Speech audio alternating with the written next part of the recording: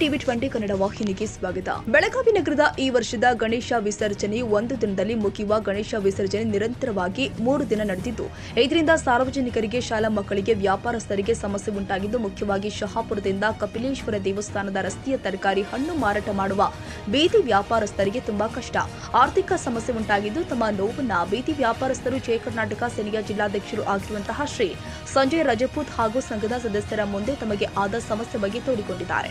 ಆದ್ದರಿಂದ ನೆನೆ ಜಯ ಕರ್ನಾಟಕ ಸೇನೆಯ ಸಂಘಟನೆ ವತಿಯಿಂದ ಜಿಲ್ಲಾಧಿಕಾರಿಯವರಿಗೆ ಮನವಿ ಮುಖಾಂತರ ಮುಂದೆ ಈ ತರ ಸಮಸ್ಯೆ ಪುನಃ ಉಂಟಾಗಬಾರದು ಎಂದು ಕೇವಲ ಮೇಲಧಿಕಾರಿಗಳು, ಅದು ಮಹಾನಗರ ಪಾಲಿಕೆ ಇಲಾಖೆ ಇರಬಹುದು, ಬೇರೆ ಯಾವುದೇ ಇಲಾಖೆ ಇರಬಹುದು, ಡಿ ಗ್ರೂಪ್ ನೌಕರರ ಮೇಲೆ ವಿಸರ್ಜನೆ ನಿರ್ವಹಣೆ ಇವರ ಹೆಗಲ ಮೇಲೆ ಹೊರಿಸಿ ಮುಂಜಾಗ್ರತಾ ಕ್ರಮ ಬಹುಶಃ ಸರಿಯಾಗಿ ತೆಗೆದುಕೊಳ್ಳದ ಕಾರಣ ಈ ಸಮಸ್ಯೆ ಉಂಟಾಗಿದ್ದು, ಮುಂದೆ ಬರುವ ವರ್ಷದಲ್ಲಿ ಇದೇ ಸಮಸ್ಯೆ ಪುನಃ ಆಗಬಾರದು ಅಂತ ಜಿಲ್ಲಾಧಿಕಾರಿಗಳಿಗೆ ಸಂಘಟನೆಯ ಜಿಲ್ಲಾಧ್ಯಕ್ಷ ಶ್ರೀ ಸಂಜಯ್ ರಜಪೂತ್ ಹಾಗೂ ಪದಾಧಿಕಾರಿಗಳ ಮೂಲಕ ಮನವಿ ಮಾಡಿದ್ರು.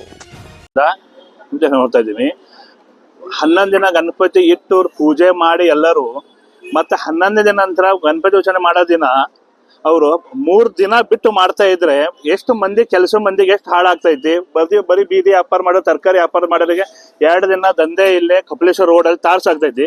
ಮತ್ತೆ ಗಣಪತಿನ ಹೊಂಡ ಇರೋದು 20 ಫೂಟದಲ್ಲಿ ಗಣಪತಿನ 22 ಫೂಟ್ ಗಣಪತಿ ತಂದು ಅರ್ಧ ಗಣಪತಿ ಮಲಿಸಿ ಅರ್ಧ ಗಣಪತಿ ಕಾಲಲ್ಲಿ ದೂಡಿ ಗಣಪತಿ ವಿಸರ್ಜನೆ ಮಾಡ್ತಾ ಇದ್ದಾರೆ.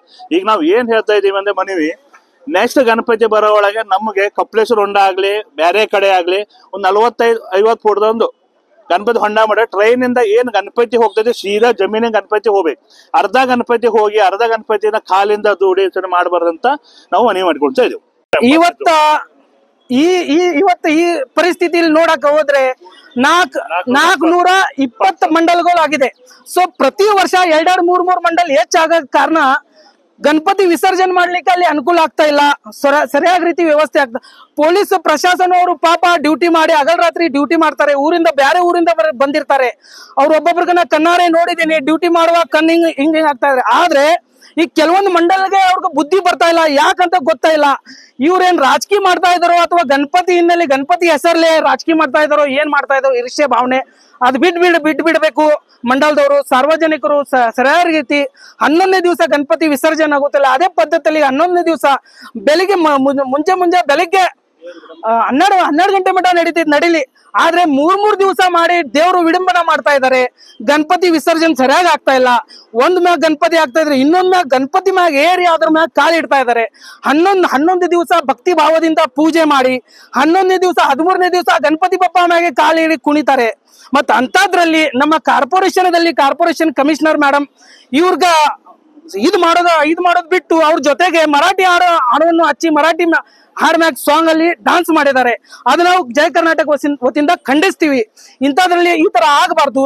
ಮತ್ತೆ ಸಾರ್ವಜನಿಕ ಪ್ರೊಸೆಷನ್ ನಲ್ಲಿ ಕೆಲವೊಂದು MES ಸಮಿತಿ ಪುಂಡಾಟಗಳು ಮರಾಠಿ ಸಾಂಗ್ ಅನ್ನು ಹಚ್ಚಿ ಡಾನ್ಸ್ ಮಾಡ್ತಾ ಇದ್ದಾರೆ. ಇಂಥ ಮರಾಠಿ ಪುಂಡಾಟಿಗ ಮ್ಯಾಗ ಕಾನೂನು ಕ್ರಮ ತಗೊಂಡು ಅವ್ರು ಗಡಿಪಾಡು ಮಾಡ್ಬೇಕು. ಇವರ ಕನ್ನಡ ಮರಾಠಿ ಬಾಂಧವ್ಯತ್ವ ಕೆಡ್ಸೋ ಪರಿಸ್ಥಿತಿ ತಗೊಂಡ್ ಬರ್ತಾರೆ.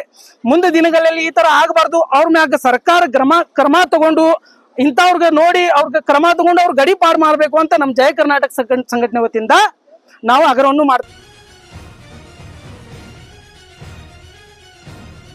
ಕನ್ನಡಿಗರ ಮೆಚ್ಚಿನ ನಿಮ್ಮ ಟಿವಿ 20 ಕನ್ನಡ ವಾಹಿನಿ ಇದೀಗ ಟಿವಿಯಲ್ಲಿ ಲಭ್ಯ.